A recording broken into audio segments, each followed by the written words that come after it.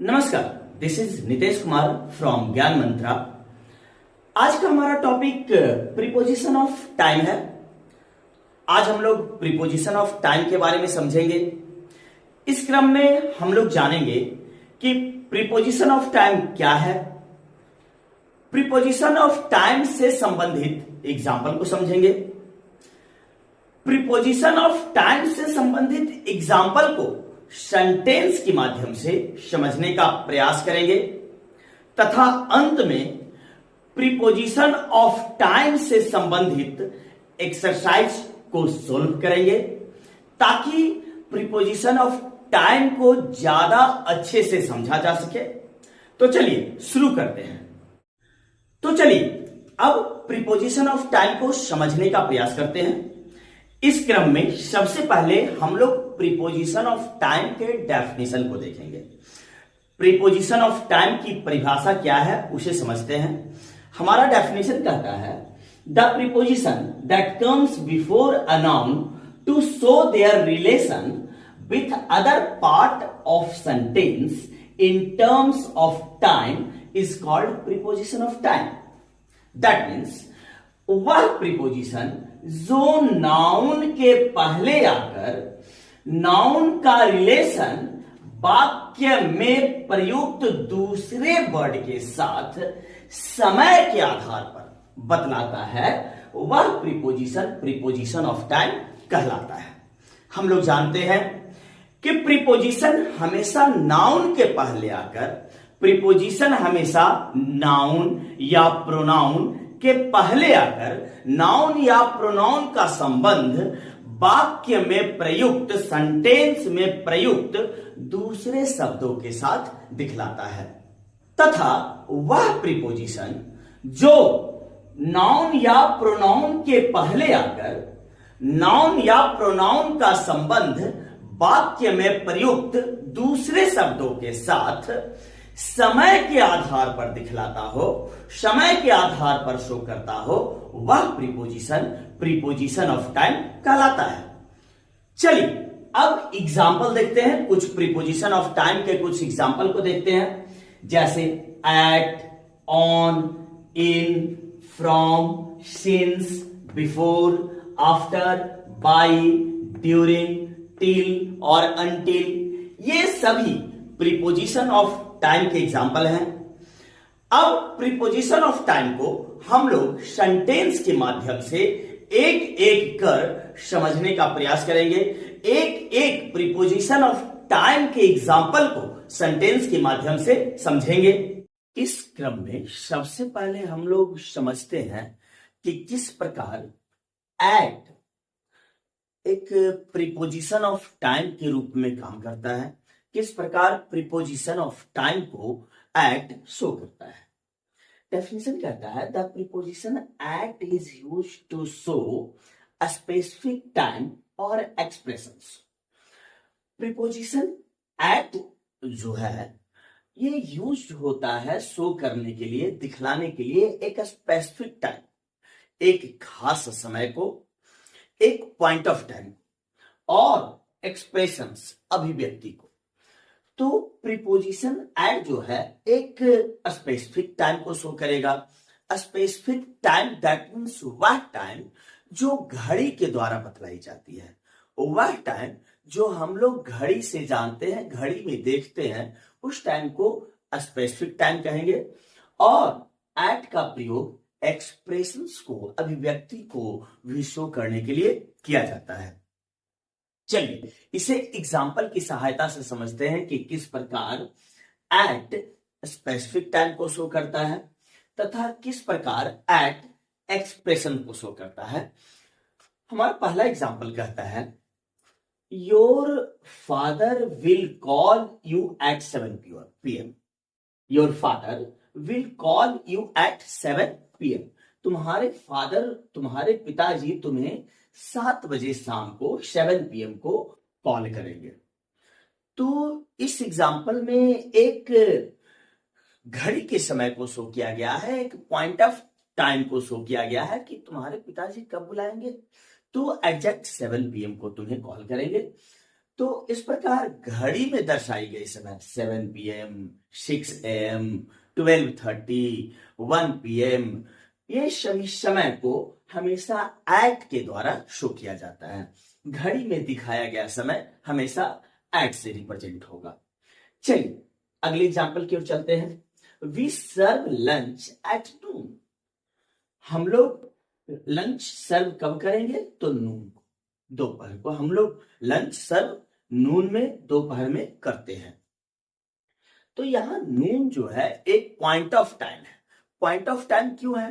क्योंकि नून जो होता है, दोपहर का समय जो होता है, वह एग्जैक्ट 12 बजे दिन को होता है। 12 बजे दिन के समय को नून कहा जाता है। तो नून चूंकि एक पॉइंट ऑफ टाइम हुआ, कब? तो 12 बजे, एक घड़ी में दिखलाई जाने वाली समय हुई। तो घड़ी में दिखलाई जाने वाली समय 12 बजे, जिसे नून से यहां रिप्रेजेंट किया गया है, वह एक पॉइंट ऑफ टाइम होगा और वह एंड से रिप्रेजेंट किया जाएगा। चलिए अगले एग्जांपल को चलते हैं। I will be asleep at midnight. मैं मिडनाइट में सोया रहूंगा। कब सोया रहूंगा? तो मिडनाइट में। और मिडनाइट का जो टाइम होता है पॉइंट ऑफ टाइम होता है। मिडनाइट कब होता है? तो एग्जैक्ट 12 बजे रात को। 12 बजे रात का टाइम मिडनाइट कहलाता है।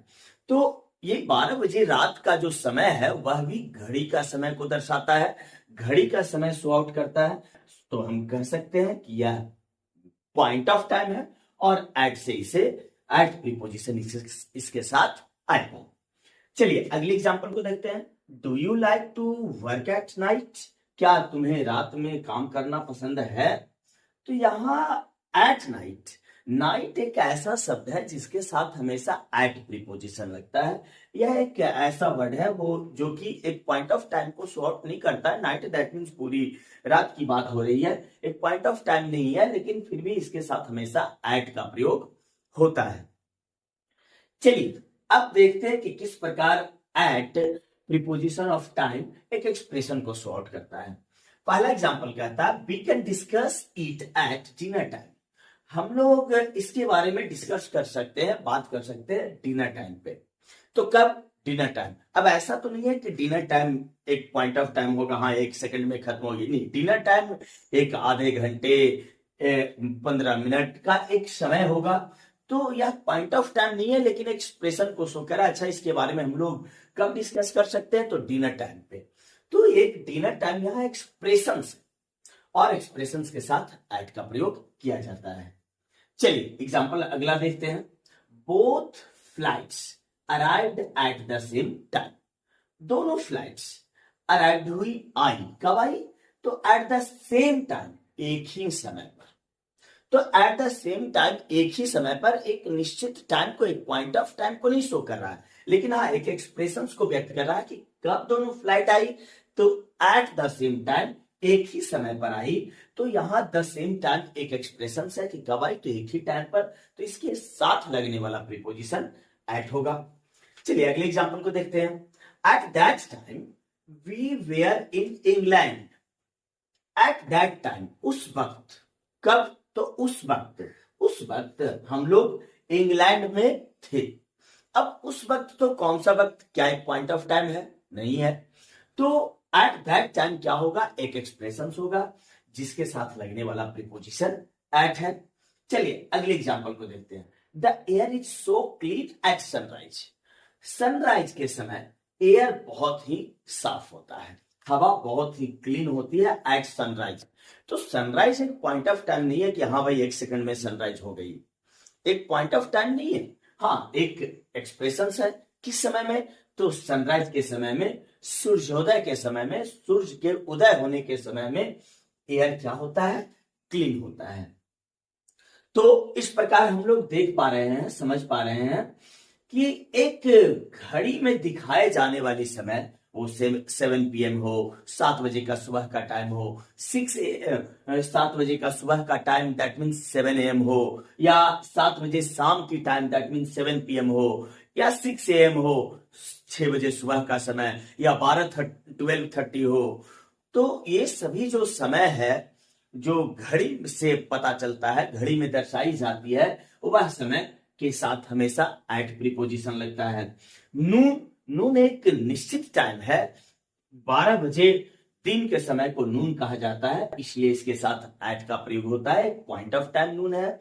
मिडनाइट उसी प्रकार पॉइंट ऑफ टाइम है, 12 बजे रात के समय को मिडनाइट कहा जाता है, तो उसके साथ लगने वाला प्रीपोजिशन एट होगा। नाइट को देखें, यह एक ऐसा वर्ड है जिसके साथ हमेशा एट प्रीपोजिशन का प्रयोग होता है। फिर हम लोगों ने समझा कि वे सभी एक्सप्रेशंस जैसे डिनर टाइम, इसके साथ एट प्रीपोजिशन का प्रयोग होगा। एक पॉइंट ऑफ टाइम तो नहीं है कि हाँ एक निश्चित 1 सेकेंड एक क्षणिक टाइम है, एक पॉइंट ऑफ टाइम है, ऐसा नहीं है, लेकिन हाँ एक एक्सप्रेशंस को सॉर्ट कर रहा है, इसके साथ लगने वाला प्रीपोजिशन एट होगा। द सेम टाइम, उसी वक्त एक एक्सप्रेशन है जिसके साथ लगने वाला प्रीपोजिशन एट होगा।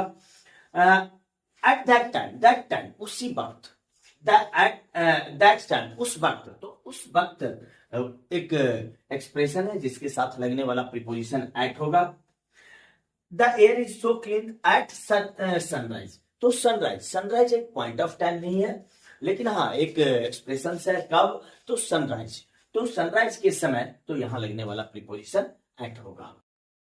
इस प्रकार हम सब देखते हैं कि एट एक शॉर्ट टाइम, एक छोटे समय को या एक्सप्रेशंस को रिप्रेजेंट के लिए प्रयोग किया जाता है। इसी क्रम में अब समझने का प्रयास करते हैं कि किस प्रकार ऑन प्रीपोजिशन ऑफ टाइम का काम करता है। कहता है on is used with day, repetitive days, specific days and date. On का प्रयोग दिनों के नाम के साथ, डेज के साथ, रिपीटिव डेज वे दिन जो रिपीट होते हैं, रिपीट हुए डेज के साथ, स्पेसिफिक डेज खास दिनों के साथ, स्पेसिफिक डेज के साथ, साथ ही डेट के साथ, तारीखों के साथ प्रयोग किए जाते हैं। दैट मीन्स ऑन का प्रयोग हम लोग प्रीपोजिशन ऑफ टाइम के रूप में दिन के साथ, रिपीटिव डेज के साथ, स्पेसिफिक डेज के साथ और डेट के साथ करते हैं। चलिए एक एक एग्जांपल से समझते हैं कि किस प्रकार ऑन का प्रयोग प्रीपोजिशन ऑफ टाइम के रूप में होता है। पहला एग्जांपल कह रहा है, पहले एग्जांपल में दिया गया है my birthday is on Monday, मेरा बर्थडे मंडे को है। तो बर्थडे कब है? मंडे को। मंडे एक टाइम शो कर रहा है और दिनों के नाम के पहले आने वाले प्रीपोजिशन यहां जो है वे ऑन है, और ऑन हमेशा दिनों के नाम के पहले प्रयोग होने वाला प्रीपोजिशन होता है। On Monday, on Tuesday, on Wednesday, on Thursday, on Friday, on Saturday. That means दिनों के नाम के पहले ऑन का प्रयोग किया जाता है। चलिए दूसरे एग्जांपल में देखते हैं, यहां यूज किया गया है on Tuesdays. On Tuesdays that means प्रत्येक मंगलवार को।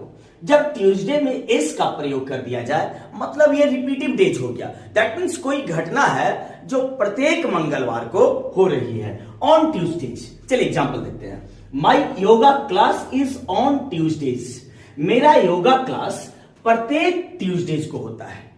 तो ये प्रत्येक ट्यूसडे को हो रहा है, योगा क्लास प्रत्येक ट्यूसडे को हो रहा है, तो ये कैसा दिन हुआ? ये रिपीटिव डेज हुए जो रिपीट हो रहे हैं। इस ट्यूसडे को भी, इस सप्ताह के ट्यूसडे को भी योगा क्लास हुआ, बीते हुए सप्ताह के भी ट्यूसडे को योगा क्लास हुआ, और आने वाले सप्ताह में भी जो ट्यूसडे होगा उसमें भी योगा क्लास होगा। दैट मीन्स योगा क्लास प्रत्येक ट्यूसडे को हो रहा है। तो यहां ऑन रिपीट हुए दिनों के साथ भी प्रयोग किया जाता है। अगला एग्जांपल है, I go to temple on Mondays. On Mondays that means प्रत्येक सोमवार को, मैं प्रत्येक सोमवार को मंदिर जाता हूं। दैट मीन्स इस सोमवार को भी गया हूं, पिछले सप्ताह के सोमवार को भी गया हूं, और आने वाले सप्ताह के सोमवार में भी जाता रहूंगा। दैट मीन्स क्या है? रिपीटेड डेज है, प्रत्येक सप्ताह में रिपीट होने वाले दिन है, और वह दिन जो रिपीट होते हैं उसके साथ भी प्रयोग होने वाला जो प्रीपोजिशन होता है वो ऑन होता है।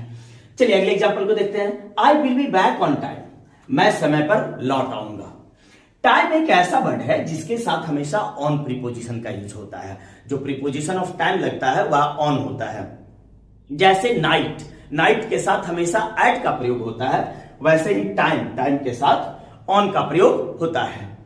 अगले एग्जाम्पल के थ्रू हम लोग समझने का प्रयास करते हैं कि किस प्रकार ऑन का प्रयोग स्पेसिफिक डेज के साथ होता है, खास दिनों के साथ होता है। अगला एग्जाम्पल है, I love singing the national anthem on Independence day. मुझे इंडिपेंडेंस डे के दिन नेशनल एंथम गाना पसंद है। तो इंडिपेंडेंस डे क्या हुआ? एक खास दिन हुआ, एक स्पेसिफिक डे हुआ, और इस स्पेसिफिक डे के साथ जो प्रयुक्त यहां प्रीपोजिशन ऑफ टाइम है वह ऑन है। On Independence Day, on Republic Day, on Holi, on Diwali, इस तरह के स्पेसिफिक डेज के साथ हमेशा ऑन प्रीपोजिशन ऑफ टाइम का प्रयोग किया जाता है। अगले एग्जाम्पल में हम लोग देखेंगे कि डेट के साथ ऑन का प्रयोग किस प्रकार होता है। कहता है, Christmas is celebrated on 25 December. Christmas 25 दिसंबर को सेलिब्रेट किया जाता है। तो 25 दिसंबर एक डेट हुआ, और डेट के साथ यूज होने वाला प्रीपोजिशन ऑफ टाइम हमेशा ऑन होता है।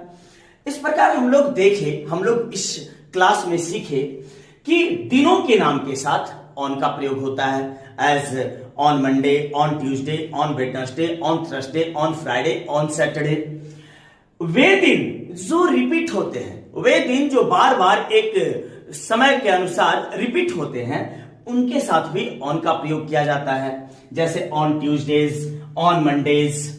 फिर हमने सीखा कि टाइम एक ऐसा शब्द है जिसके साथ हमेशा प्रीपोजिशन ऑन का यूज किया जाता है, ऑन टाइम। जैसे नाइट के साथ हमेशा एट का प्रयोग होता है, at night. Just as time के साथ हमेशा ऑन प्रीपोजिशन का प्रयोग किया जाता है। फिर हम लोग जान पाए कि स्पेसिफिक डेज, खास दिनों के साथ भी ऑन प्रीपोजिशन का प्रयोग किया जाता है। जो preposition of time specific days, खास दिनों के साथ लगता है, वह ऑन होता है। Just as on Independence Day, on Republic Day, on Teachers Day, on Holi, on Diwali. तो खास दिनों के साथ लगने वाला प्रीपोजिशन ऑन होता है। वैसे ही अगला जो एग्जाम्पल से हम लोग सीख पाए, अगले एग्जाम्पल से जो जान पाए हम लोग कि डेट के साथ हमेशा जो प्रीपोजिशन लगता है वह ऑन होता है। On 25 December, on 1 January, on 5 September, on 15 August, on 26 जनवरी, तारीखों के साथ, ऑन 10 जनवरी। तो तारीखों के साथ, डेट के साथ, दिनांक के साथ लगने वाले प्रीपोजिशन जो होते हैं वो ऑन होते हैं। आई होप अब आपको यह समझ में आ चुका होगा कि किस प्रकार प्रीपोजिशन ऑफ टाइम ऑन का प्रयोग हम लोग करेंगे। अब प्रीपोजिशन ऑफ टाइम के क्रम में अब हम लोग समझने का प्रयास करते हैं कि इन का प्रयोग किस प्रकार एक प्रीपोजिशन ऑफ टाइम के रूप में होता है। इन हमेशा एक लॉन्ग पीरियड ऑफ टाइम को रिप्रेजेंट करता है। इन हमेशा एक बड़े समय को दिखलाता है।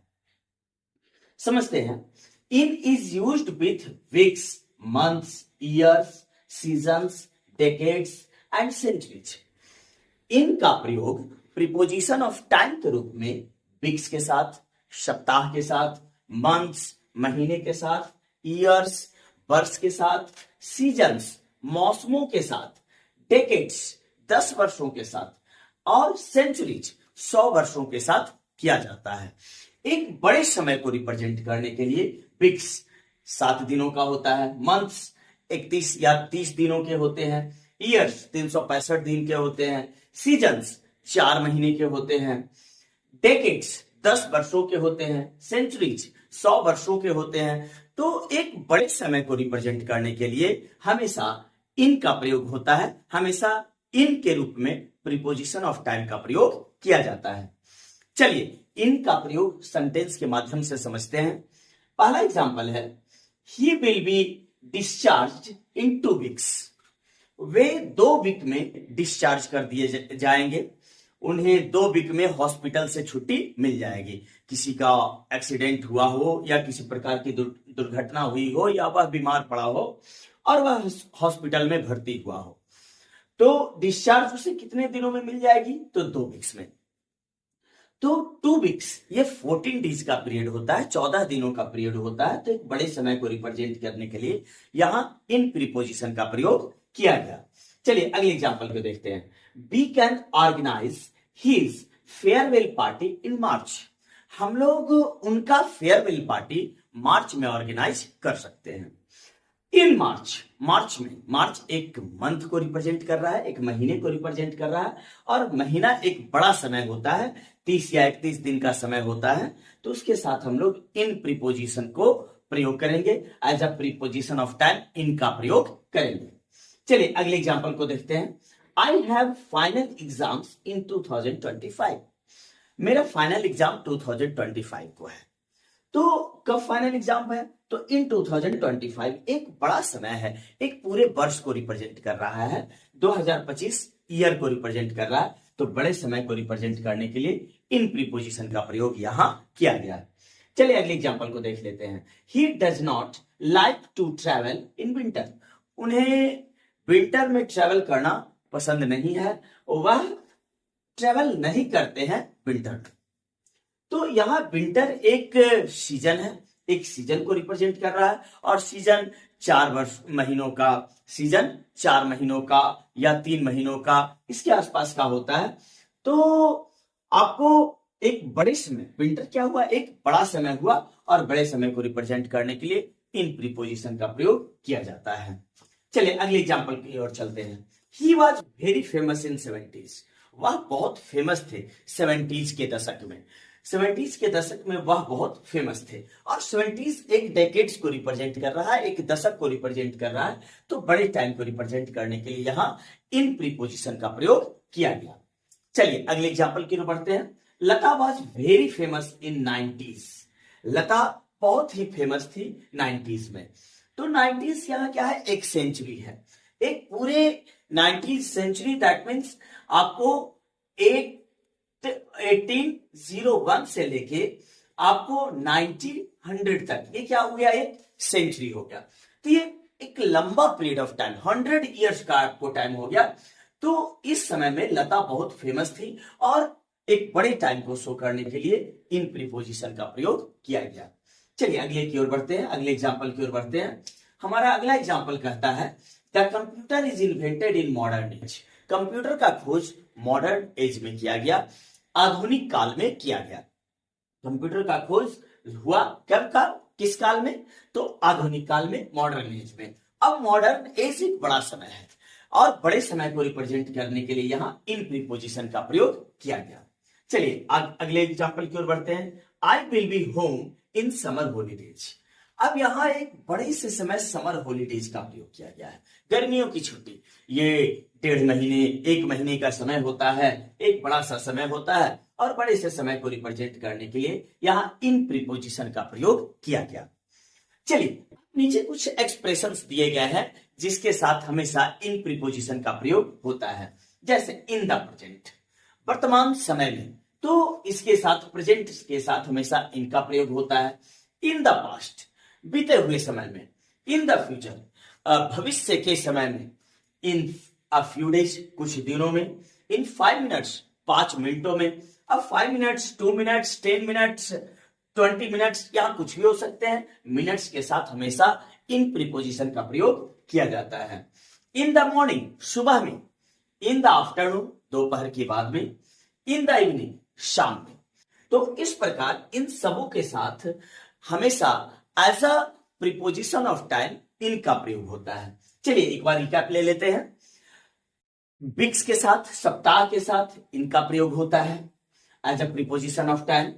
महीने के साथ हमेशा in as a preposition of time लगाया जाता है। वर्ष के साथ, ईयर्स के साथ, 2025, 2020, 1926, ऐसे कोई भी आपको ईयर्स हो, ईयर्स के साथ हमेशा इन प्रीपोजिशन का प्रयोग किया जाता है। चलिए अगला, winter. Winter that means season. Winter, summer, rainy. In winter, in summer, in rainy, प्रत्येक सीजन के साथ इन प्रीपोजिशन का प्रयोग किया जाता है। चलिए 70s, that means decades. 70s, 80s, 90s, जो भी आपको डेकेड्स होते हैं, 10 वर्षों का जो समय होता है, उसके साथ लगने वाले प्रीपोजिशन इन होता है।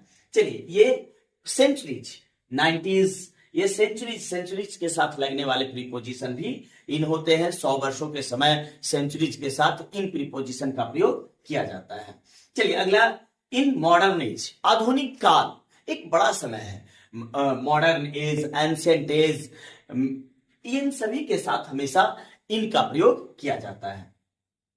चलिए अगला, समर हॉलीडेज, हॉलीडेज छुट्टियों के दिन, यह एक बड़ा समय होता है। समर हॉलीडेज, दिवाली हॉलीडेज, तो एक हॉलीडेज, समर हॉलीडेज 1.5 महीने का हो गया, 1 महीने का हो गया। उसी तरीके से दिवाली हॉलीडेज 7 डेज का हो गया, 8 डेज का हो गया। तो एक बड़े से लंबे समय को रिप्रेजेंट करने के लिए इनका प्रयोग होता है, और छुट्टियों के दिनों को भी रिप्रेजेंट करने के लिए इन प्रीपोजिशन का प्रयोग किया जाता है। अब यहां पे कुछ एक्सप्रेशंस दिए गए थे जिसके साथ इनका प्रयोग हमेशा होता है, जैसे in the present, in the past, in the future, in a few days, in 5 minutes, minutes के साथ 5 minutes, 10 minutes, 20 minutes, in the morning, in the afternoon, in the evening, in सभी के साथ इन प्रीपोजिशन का प्रयोग किया जाता है। आई होप अब इन प्रीपोजिशन का प्रयोग as a preposition of time के रूप में आपको समझ में आ चुका होगा। चलिए अब इसी क्रम में अगले प्रीपोजिशन ऑफ टाइम की ओर बढ़ते हैं। हमारा अगला प्रीपोजिशन ऑफ टाइम फॉर है। For is used to express a period of time. For का प्रयोग एक पीरियड ऑफ टाइम को एक्सप्रेस करने के लिए होता है। चलिए इसे अब एक एग्जाम्पल की सहायता से समझते हैं। He has been taking English classes for 10 months. वह 10 महीना से इंग्लिश क्लास कर रहा है। तो यहाँ 10 महीने एक पीरियड का टाइम हुआ, जिसे for प्रीपोजिशन के द्वारा दिखलाया गया है। अब अगले प्रीपोजिशन ऑफ टाइम की बारी है, जो कि सिंस है। सिंस किसी चीज की शुरुआत को बतलाने के लिए प्रयोग किया जाता है। ये तब प्रयोग होता है जब किसी चीज की शुरुआत समय बतलानी होती है। चलिए अब इसे एक एग्जाम्पल की सहायता से समझते हैं। Mohan has been living in Mumbai since 2005। इस सेंटेंस में सिंस का प्रयोग प्रपोजिशन ऑफ टाइम के रूप में इसलिए किया गया क्योंकि मोहन के मुंबई रहने की शुरुआती समय को बतलाया जा रहा है कि मोहन मुंबई रहने की शुरुआत कब से किया, तो 2005 से। अब इसी प्रकार अगले प्रीपोजिशन ऑफ टाइम को समझते हैं, जो कि बाय है। बाय का मतलब है आप इससे अधिक देर नहीं कर सकते हैं, नॉट लेटर दैन। चलिए अब इसे एक एग्जाम्पल की सहायता से समझते हैं। You should be school by 9 AM। तुम्हें 9 बजे तक स्कूल पहुंचना ही है। तो यहाँ 9 AM स्कूल पहुंचने का अंतिम समय हुआ, जिसे बाय प्रीपोजिशन के द्वारा दिखलाया गया है। अब अगला जो प्रीपोजिशन ऑफ टाइम है वह ड्यूरिंग है। ड्यूरिंग मीन्स के दौरान। ड्यूरिंग का प्रयोग वैसे टाइम ऑफ पीरियड को एक्सप्रेस करने के लिए किया जाता है जो समाप्त नहीं हुआ है। चलिए इसे एक एग्जाम्पल की सहायता से समझते हैं। I meet many people during summer holiday. मैं बहुत सारे लोगों से गर्मी की छुट्टी के समय मिला। तो यहाँ गर्मी की छुट्टी जब चल रही थी, मतलब गर्मी की छुट्टी समाप्त नहीं हुई थी, उसी समय मैं बहुत सारे लोगों से मिला, इसलिए यहाँ जो प्रीपोजिशन ऑफ टाइम का प्रयोग किया गया वह ड्यूरिंग है। अब अगला जो प्रीपोजिशन ऑफ टाइम है वह विदिन है। विदिन एक टाइम लिमिटेशन को दर्शाता है तथा काम इस लिमिट टाइम के अंदर करना होता है। इसे एक एग्जाम्पल की सहायता से समझते हैं। We have to complete my paper within 2 hours. हम लोगों को 2 घंटे में पेपर दे देने हैं। दैट मीन्स हम लोगों को 2 घंटे में एग्जाम दे देने हैं। तो यहाँ एक टाइम लिमिटेशन है कि एग्जाम कितने देर में दे देने हैं, तो 2 घंटे में, इसलिए यहाँ जो प्रपोजिशन ऑफ टाइम का प्रयोग किया गया वह विदिन है। अगला जो प्रीपोजिशन ऑफ टाइम है वह अनटिल या टील है, जो कि यह बतलाता है कि कोई घटना कब समाप्त हुई। इसे अब एक एग्जाम्पल की सहायता से समझते हैं। Let us wait until evening. चलो शाम तक इंतजार करते हैं। तो यहाँ इंतजार करने की अंतिम समय का जिक्र किया गया है कि कब तक इंतजार करते हैं, तो शाम तक। चूंकि यहाँ एंड ऑफ टाइम का प्रयोग किया गया है, इसीलिए प्रपोजिशन ऑफ टाइम अंटिल का प्रयोग हुआ है। आप एंड ऑफ टाइम को रिप्रेजेंट करने के लिए टील या अनटिल दोनों में से किसी का भी प्रयोग कर सकते हैं। वीडियो अच्छा एवं उपयोगी लगे तो वीडियो को लाइक करें, चैनल को सब्सक्राइब करें तथा दोस्तों के बीच शेयर करना न भूलें। Thank you.